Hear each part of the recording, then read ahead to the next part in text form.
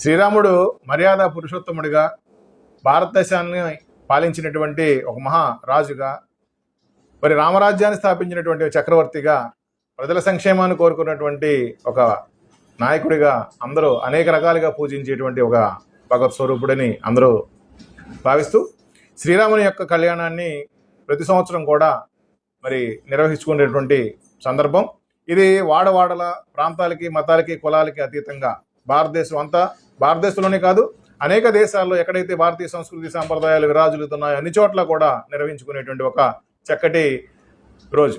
మరి ఇటువంటి చక్కటి రోజున భారతీయులందరూ కూడా మరి దేవాలయాలకు వెళ్ళి అక్కడ ఆ శ్రీరాముని యొక్క కళ్యాణంలో పాల్పంచుకుని అందరూ కూడా ఆ దేవుని యొక్క కరుణా కటాక్ష వీక్షణాలకి ప్రాప్తులవుతారని ఆశిస్తూ, అందరికీ మా పాలకొల్లు ధర్మ పరిరక్షణ సమితి తరపున చిన్న మనవి ఏమిటంటే, భారతీయ సంస్కృతి సాంప్రదాయాలు రోజు రోజుకి కనుమరుగవుతున్నటువంటి సందర్భంలో ఈ సంస్కృతి సాంప్రదాయాలను నిలబెట్టవలసినటువంటి తరం కూడా మందే అని మా భావన.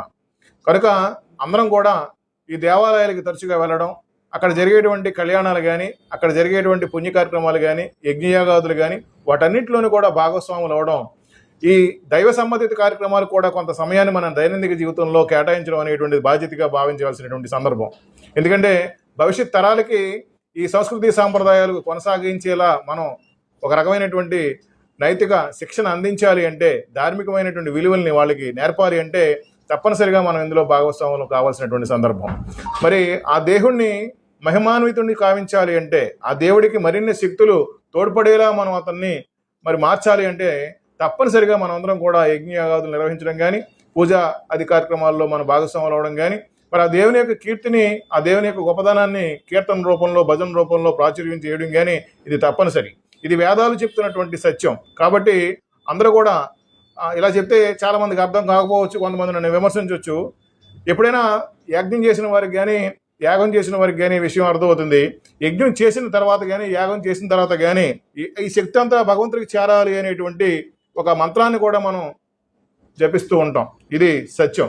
కాబట్టి తప్పనిసరిగా మనం భగవంతుడిని సుసంపన్నం చేయడం, తద్వారా లోక కళ్యాణాన్ని కోరుకోవడం అనేటువంటిది హైందూ ధర్మం మనం నేర్పుతున్నటువంటి విషయం. కనుక అందరూ బాగుండాలి, అందరి సంక్షేమం భారతీయ సంస్కృతి యొక్క ధ్యేయం అని భావించి మనమంతా కూడా మరి మన సంప్రదాయాలను కాపాడుకోవాలి. ఇటువంటి చక్కటి కార్యక్రమాల్లో భాగస్వాములు అవ్వాలి.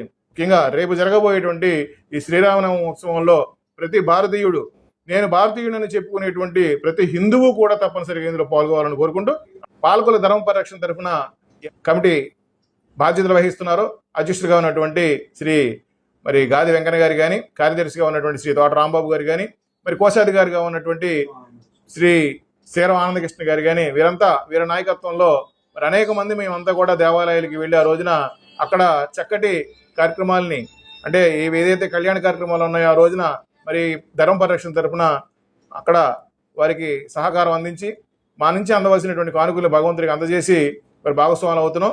మాతో పాటు మీ అందరూ కూడా కలిసి వచ్చి ఈ కార్యక్రమాన్ని సుసంపన్నం చేయవలసిందిగా కోరుకుంటున్నాం.